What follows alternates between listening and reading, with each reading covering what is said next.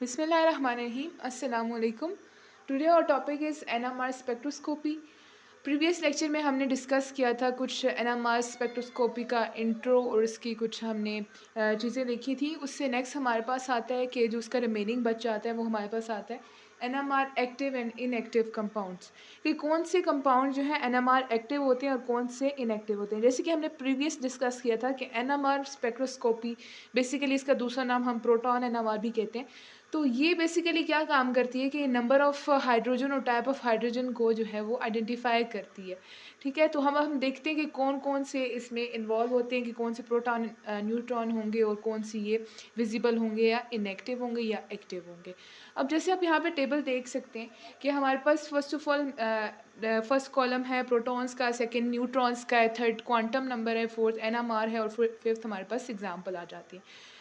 अगर हमने NMR inactive compounds को देखें कि कौन से कंपाउंड्स इनएक्टिव होते हैं, तो उसके लिए अगर हमने पैराग्राफ लिखना है ना, तो हम एक टेबल से देख के उसे अच्छे से लिख सकते हैं।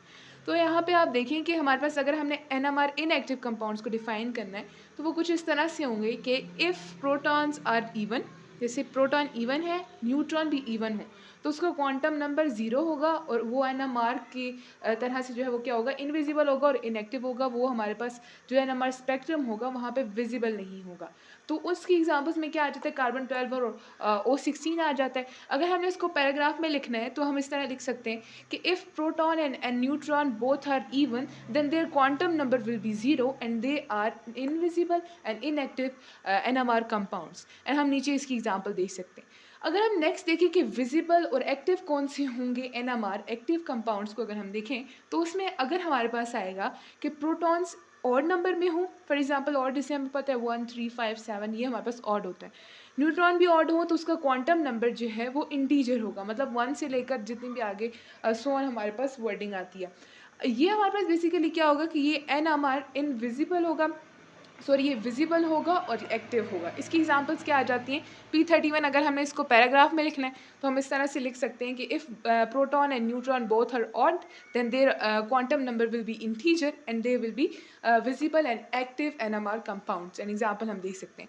नेक्स्ट अगर हमारे पास प्रोटॉन इवन हो और न्यूट्रॉन ऑड हो, ठीक है, इवन का मतलब 2 4 6 8 10, इस तरह हम ले सकते हैं। और क्वांटम नंबर इसका क्या होगा, हाफ इंटीजर होगा, मतलब कि जो इंटीजर होंगे ना उनको हमने हाफ कर देना, उनको डिवाइडेड बाय 2 हो जाएंगे, जैसे कि आपको इस बात का पता है। फिर हमारे पास क्या होगा कि ये NMR विजिबल होंगे और एक्टिव होंगे और इसकी एग्जांपल्स H3 C13 और P31 आ जाएगी। नेक्स्ट हमारे पास आता है कि जो प्रोटॉन और न्यूट्रॉन, प्रोटॉन ऑड होगा और न्यूट्रॉन इवन होगा, तो तब भी इसका क्वांटम नंबर जो है वो हाफ इंटीजर होगा, NMR विजिबल होगा, एक्टिव होगा। और इसकी एग्जांपल्स में हमारे पास आ जाता है B11 N15 H1 और N14। इस तरह से आपसे ये MCQ में भी पूछ सकता है कि वो कोई भी एग्जांपल दे सकता है, जैसे अगर C12 दे देगा और कहेगा कि ये NMR एक्टिव है कि इनएक्टिव है, तो उस तरह से हम देखेंगे कि इसमें कितने प्रोटॉन इवन है, न्यूट्रॉन भी इवन है, तो then it will be invisible और इनएक्टिव कंपाउंड्स। देन हमारे पास आता है कि इन हमारे एक्टिव और इनएक्टिव कंपाउंड्स हो गए, इन पे हम पैराग्राफ भी लिख सकते हैं। अगर इन टेबल को याद कर लें तो देन स्टूडेंट की एक होती है कि वो खुद से लिख सकता है। फिर हमारे पास नेक्स्ट हेडिंग आती है इसमें कि NMR सॉल्वेंट कौन सा होता है, इसमें हम कौन सा सॉल्वेंट यूज़ करते हैं। बेसिकली ये न्यूक्लियर मैग्नेटिक रेजोनेंस होती है, इसमें हम न्यूक्लियस को देखते हैं। न्यूक्लियस में भी हमारे पास जैसे कि हमें पता है प्रोटॉन और न्यूट्रॉन होते हैं, लेकिन बेसिकली यहाँ पे हम हाइड्रोजन एटम को डिस्कस कर रहे होते हैं। तो एज यू नो दैट कि उसका एक ही प्रोटॉन होता है न्यूक्लियस में, तो हम हाइड्रोजन प्रोटॉन NMR इस वजह से भी इसको कहते हैं। तो हम यहाँ पे लेंगे NMR सॉल्वेंट CCl4 को। क्यों CCl4 को ले रहे हैं, कार्बन टेट्राक्लोराइड है, इसको हम इसलिए लेते हैं क्योंकि इसमें कोई भी प्रोटॉन नहीं होता। Proton mean hydrogen atom, proton को हम हाइड्रोजन एटम के मीन में लेंगे क्योंकि इसमें कोई हाइड्रोजन एटम नहीं है। अगर कोई और सॉल्वेंट हम यूज़ करते हैं, जैसे वाटर को हम यूज़ करते हैं, उसमें 2 प्रोटॉन है, 2 हाइड्रोजन एटम है, तो वो अपना सिग्नल शो करना शुरू कर देगा। बेसिकली हमने हाइड्रोजन एटम के सिग्नल को देखना है। अगर हमारे पास किसी भी सॉल्वेंट में हम प्रोटॉन को यूज़ करेंगे तो वो हमारे पास जो है वो अपना सिग्नल शो करेगा। देन हमारे पास आता है NMR रेफरेंस के तौर पे हम किसको यूज़ करते हैं, टेट्रा मिथाइल सिलिकॉन, जिसका फार्मूला है CH3 whole tetra silicon.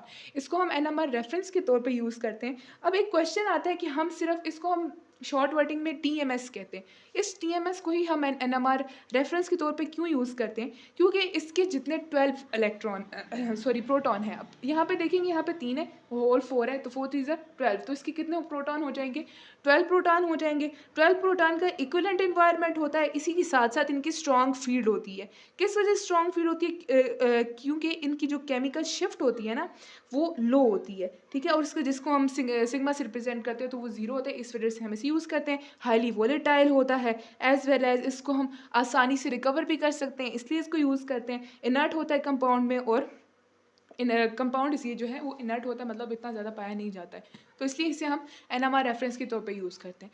Next अगर हम MCQ पॉइंट ऑफ व्यू से एक बात देखें कि जो NMR होता है वो मिरर इमेजेस को डिस्टिंग्विश नहीं कर सकता। जो एनेंशियोमर्स होते हैं जिन्हें हम मिरर इमेजेस कहते हैं, उनको ये डिस्टिंग्विश नहीं कर सकती, ये सिर्फ सिग्नल देती है, प्रोटॉन की टाइप ऑफ प्रोटॉन बताता है। नेक्स्ट अगर हम देखें तो कुछ कॉन्सेप्ट आता है शीटेड प्रोटॉन और डीशीटेड प्रोटॉन का। शीटेड प्रोटॉन वो होते हैं कि जिनके न्यूक्लियस में ग्रेटर इलेक्ट्रॉन डेंसिटी होती है, जिसके न्यूक्लियस के पास ज़्यादा इलेक्ट्रॉन्स होते हैं, वो शीटेड प्रोटॉन्स हो जाएंगे। डीशीटेड कौन से होंगे, शीटेड का मतलब ये है कि किसी को अपने काबू में रखना, तो जितने ज़्यादा होंगे तो न्यूक्लियस का होल्ड भी ज़्यादा होगा। तो डीशीटेड प्रोटॉन न्यूक्लियस में जिसका लेस इलेक्ट्रॉन डेंसिटी होगी उसे हम डीशीटेड प्रोटॉन कहेंगे।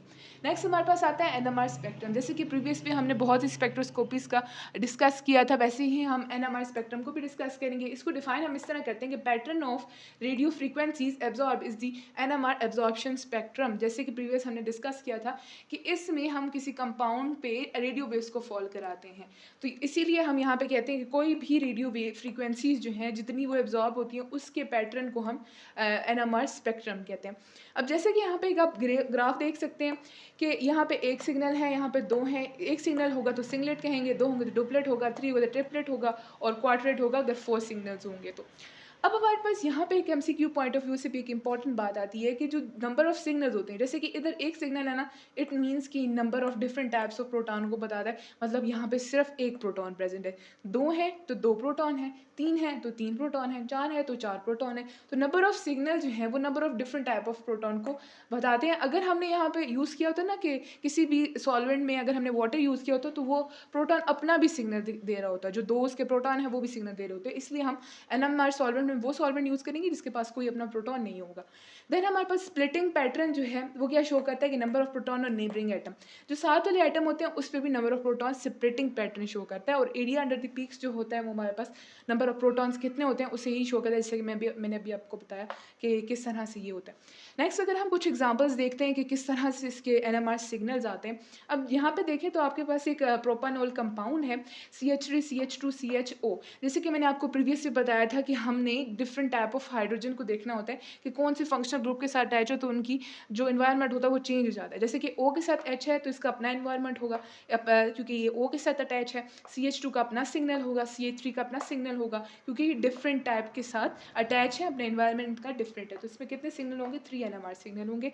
एक किस कार्बन का होगा, एक किस कार्बन का और एक किस कार्बन का होगा। देन हमारे पास आता है कि एक और कंपाउंड है CH3 CH2 OCH2 and CH3। इसमें हमारे पास कितने सिग्नल्स होंगे, 2 NMR सिग्नल होंगे। कैसे होंगे कि अगर हम इस यहाँ तक देखें ना तो यहाँ तक देखें तो इसका अगला एक इन्वायरमेंट है, और अगर हम यहाँ से देखें तो भी इसका अगला अपना इन्वायरमेंट है, तो इस तरह से हम कहेंगे कि इसके 2 NMR सिग्नल होते हैं, क्योंकि इसका जो इन्वायरमेंट है वो डिफरेंट है। देन हमारे पास आता है कोर कंपाउंड CH2 BR, इसका एक ही NMR सिग्नल होगा क्योंकि ये डिफरेंट टाइप से शो कर रहा है। ये हम था हमारा आज का टॉपिक। नेक्स्ट हम लोग नेक्स्ट लेक्चर में डिस्कस करेंगे। अल्लाह हाफिज़।